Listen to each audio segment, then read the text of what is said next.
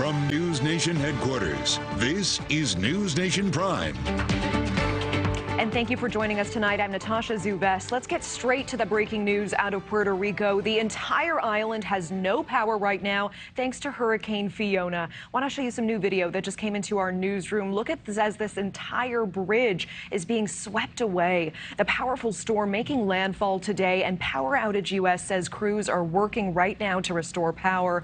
Forecasters expecting the relentless system to deliver a terrifying combination of landslides, historic levels of rain, and catastrophic flooding. We are tracking the hurricane's frightening path. Let's get to NewsNation correspondent Sloan Glass for more details on Fiona's destruction. Sloan? Natasha, it's devastating power loss for the U.S. territory. According to poweroutage.com.us, the territory is 100% without power due to transmission grid failure from Hurricane Fiona.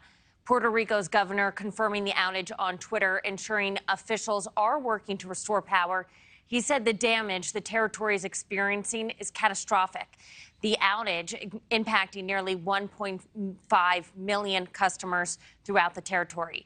A staff member from our Nexstar digital team sent NewsNation this new video.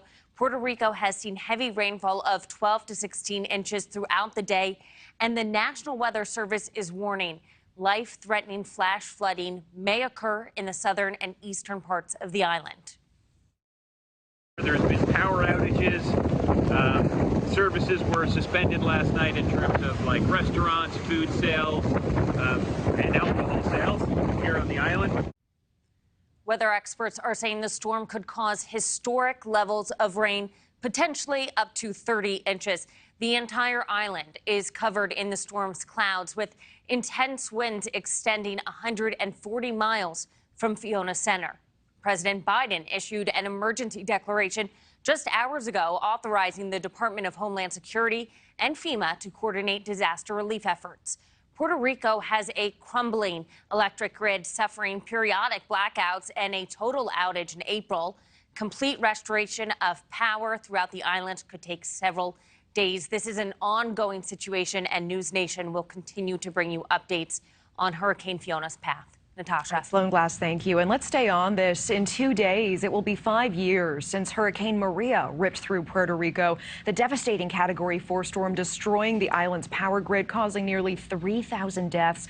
And more than 3,000 homes still have only a blue tarp as a roof. Eric Stone from our affiliate WFLA tracking this Hurricane Fiona. Eric.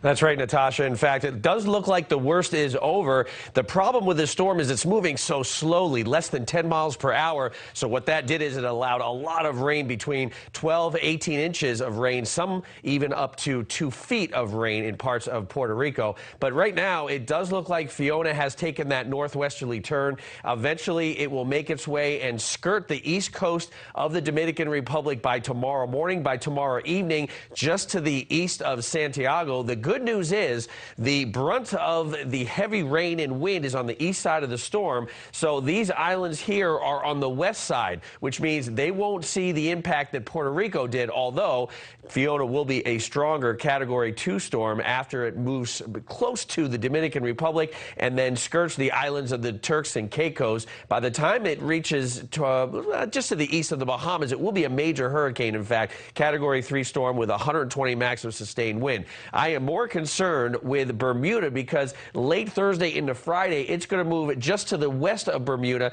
as a Category 3 storm, could be a major hurricane with devastating impacts. Again, when I come back, we'll talk about how much rain we're expecting and any other areas that could see some tropical development. Natasha? All right, Eric Stone, thank you. Thank you for watching. Go to newsnationnow.com to find NewsNation on your television provider. And don't forget to click the red subscribe button below to get more of NewsNation's fact-driven, unbiased coverage.